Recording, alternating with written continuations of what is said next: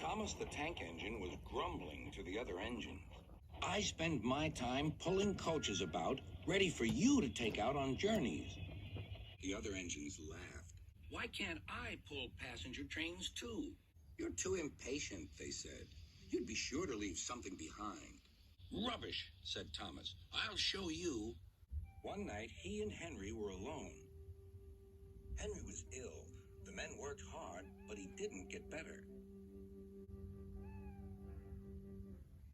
He felt just as bad next morning. Henry usually pulled the first train, and Thomas had to get his coaches ready.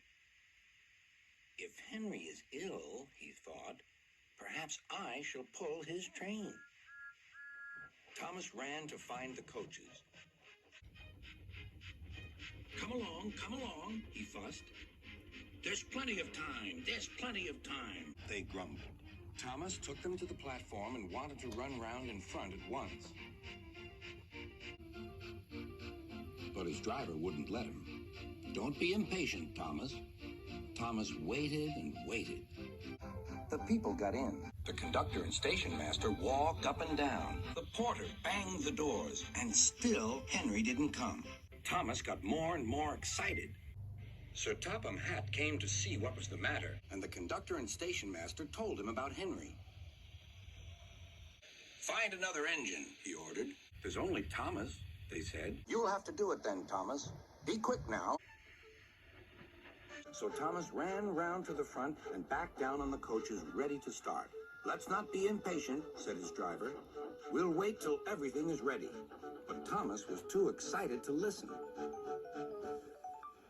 What happened then, no one knows.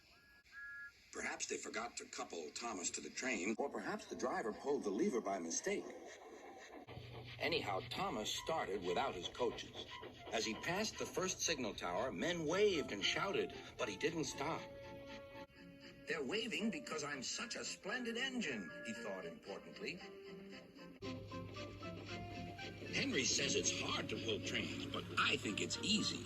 Hurry, hurry, hurry, he puffed, pretending to be like Gordon. People have never seen me pulling a train before. It's nice of them to wave. And he whistled. Beep, beep. Thank you. Then he came to a signal at danger. Bother, he thought. I must stop. And I was going so nicely, too. What a nuisance signals are. He blew an angry beep, beep on his whistle. The signalman ran up. Hello, Thomas, he said. What are you doing here? I'm pulling a train, said Thomas. Can't you see? Where are your coaches, then? Thomas looked back. Why, bless me, he said, if we haven't left them behind. Yes, said the signalman. You'd better go back quickly and fetch them. Poor Thomas was so sad he nearly cried. Cheer up, said his driver. Let's go back quickly and try again.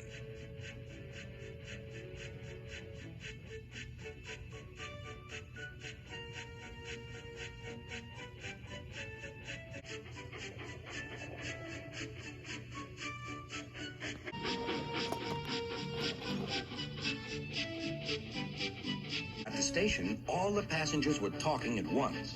They were telling Sir Topham Hatt what a bad railway it was. But when Thomas came back, they saw how sad he was and couldn't be cross. He was coupled to the train, and this time he really pulled it.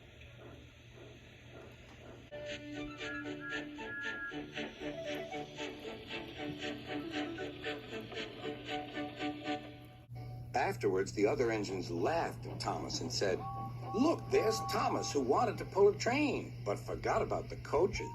But Thomas had already learned not to make the same mistake again.